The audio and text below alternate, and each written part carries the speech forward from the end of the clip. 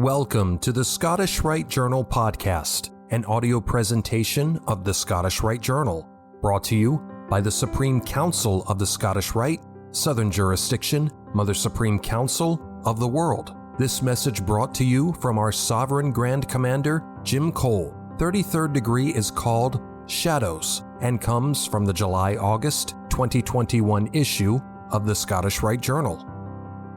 Hello, Jim Cole here, Sovereign Grand Commander, and I want to share with you an article from the July-August 2021 issue of the Scottish Rite Journal.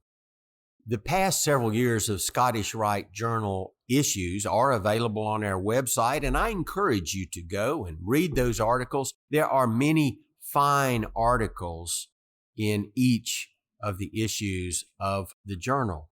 This article is entitled Shadows. It was a beautiful, cloudless day at the beach. The tide ebbed and flowed, and children built little sandcastles or played in the water. As I walked along, I tried to soak in the blessings provided by the Creator of the world.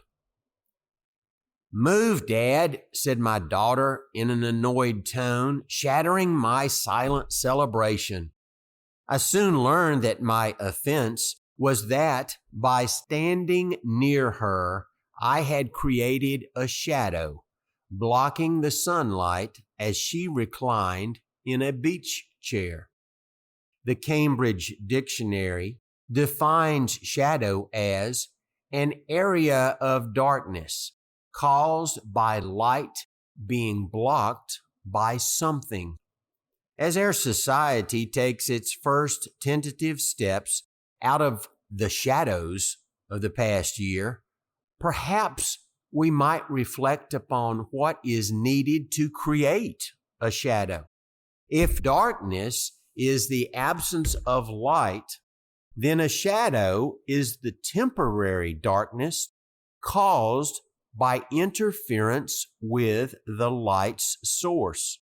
A shadow only occurs when there is both the presence of light and a source of interference. Most children at one time or another play with shadows. Sometimes their shadows are friends, or at other times even an enemy in an imaginary battle.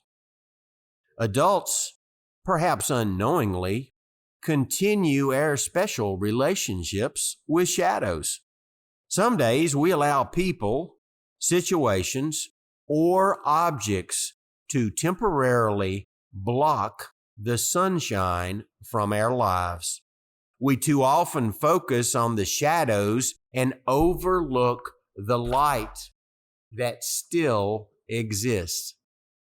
If we could simply realize that the shadow is the result of the interference of light, then we might also realize that we at least still have the light available to us. You see, like much of life, the story of the shadow is all about perspective. If I stand on a spot during a sunny day, I will cast a shadow. If I do not move, ultimately the shadow still moves because the sun, the source of light, moves unimpeded by me. If I leave the area, the shadow leaves. In this sense, the shadow is within my control. When we find ourselves in a shadow, we must remember that by simply moving, by changing our perspective relative to the light, we can realize that we are not in darkness, but simply caught in a shadow. If we remove the interference or shift away from it, the light returns, the shadow and the temporary darkness flee. Some days, through our actions or by placing others as an object in someone's path, we create a shadow. It might be our harsh reply, an irritated look, an obstinate opinion, or more importantly, it might even be our unwillingness to accept another person's perspective. Our actions, attitude, and willingness to listen are, like the shadow we cast, within our control. Perhaps today we can all agree to avoid blocking someone's light. After all, my daughter simply needed me to change my position by a foot or so to allow her the light she so much desired. Is it too much to ask that we care enough for others to shift just a bit, thereby removing a shadow and lightening their day? Would such an approach to life not create appreciation from the source of all light?